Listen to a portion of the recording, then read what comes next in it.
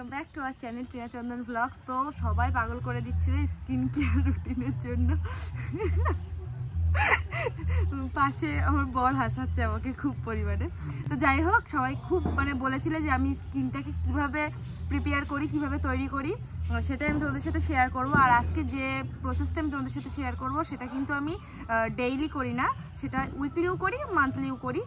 এবার তোমরা তোমাদের মতন ইউজ করবে। তো ফার্স্টেই আমি তোমাদেরকে দেখাচ্ছি যে ফার্স্ট স্টেপটা আমি কি ফলো করি। চলো দেখতে থাকো। তো প্রথমে আমি একটা স্ক্রাবারই বলতে পারো তৈরি করব, যেটা দিয়ে আমার মুখের ডেড স্কিনগুলো উঠে যাবে। তো তার জন্য আমি নিয়েছি 2 চামচ চালের গুঁড়ো আর নিয়েছি চিনির গুঁড়ো। এবার দেখো, এখানে আমি ডাইরেক্ট চিনি ইউজ করতে পারতাম, কিন্তু ডাইরেক্ট চিনি মুখে দিলে মুখে কেটে যাওয়ার সম্ভাবনা থাকে, এটা আমার হয়েছে। তারপরে আমি দিয়েছি এতে লেবুর রস। এবার এখানে তোমরা জল না দিয়ে মিল্ক দিয়ে তোমরা কিন্তু এটা মিক্সড করতে পারো, কিন্তু আমি এখানে জল দিয়েই করেছি কারণ আমার কাছে মিল্ক ছিল না। আমি অনেকক্ষণ আগেই ভিডিও করতে আসতাম, কিন্তু আমাদের এখানে বৃষ্টি হয়েছে। আর বৃষ্টি হওয়ার পরের মুহূর্ত আর বৃষ্টি হওয়ার আগের মুহূর্তে কিন্তু আকাশটা খুব সুন্দর লাগে।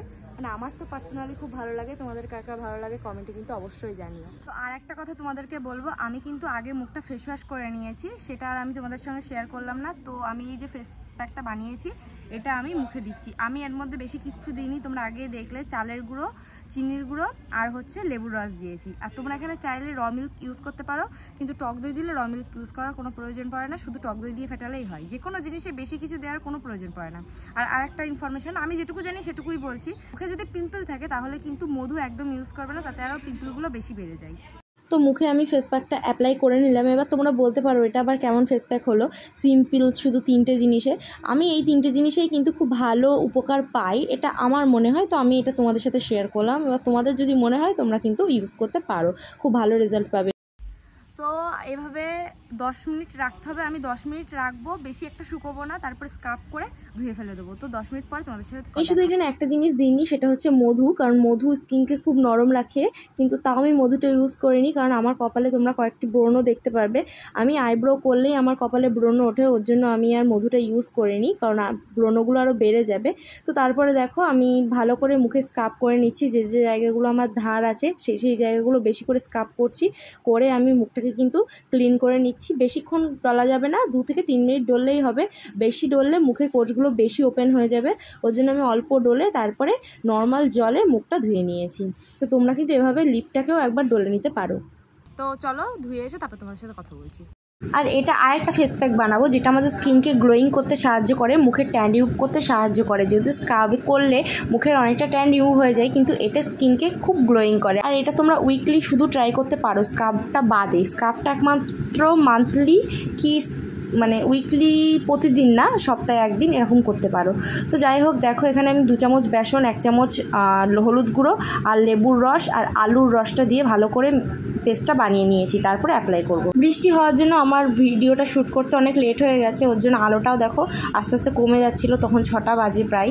তো ওর জন্য আমি আর অতটা ভালোভাবে ক্লোজ করে তোমাদের দেখাতে পারিনি, কিন্তু তাও এটুকু আমি তোমাদের বলতে পারি, তোমরা দেখো আগের ভিডিওটা যখন স্টার্ট করেছি তখনের থেকে এখন কিন্তু একটু হলেও গ্লোয়িং লাগছে, আর স্কিনটা অনেকটা নরম হয়েছে, আর ডেড সেলগুলোও উঠে গেছে। এটা নিজে উপলব্ধি আর কি।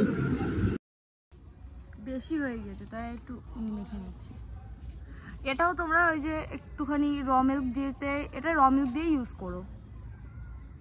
আর মধু যাদের মুখে ব্রণ আছে তারা কিন্তু ইউজ করবে না। এবার তোমরা একটা কথা বলতে পারো আমি কেন মধু ইউজ করিনি।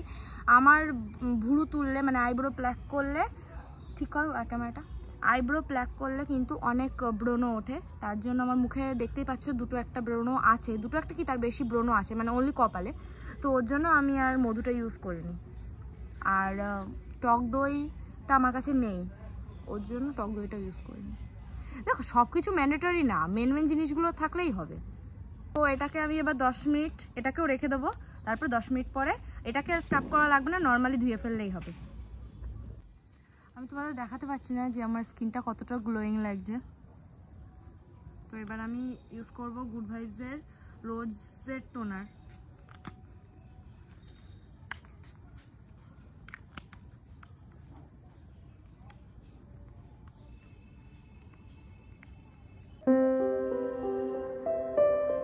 আমি মাখবো এই ময়েশ্চারাইজারটা। অনেকেই হয়তো এই ময়েশ্চারাইজারটা চেনো না, আবার অনেকে চিনতেও পারো।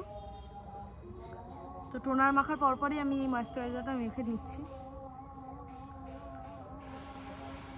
তো আমি আর একবার নিচে গিয়ে তোমাদের ভালো করে দেখাচ্ছি যে আমার স্কিনটা কেমন লাগছে। এখানে অন্ধকার হয়ে গেছে বলে আর বোঝা যাচ্ছে না, তাও তোমরা বুঝতে পারবে যে আগের থেকে আমার স্কিনটা কিন্তু অনেকটা গ্লোয়িং হয়েছে। এবার দেখো, কোনো কিছু ট্রিটমেন্ট করলেই যে সে ফর্সা হয়ে যাবে একদমই ভুল কথা। সেটা তুমি স্যালন থেকে করো বা বাড়িতে করো একই, শুধু মুখের যে নরম ভাবটা সেটা ফিরে আসে, এটাই।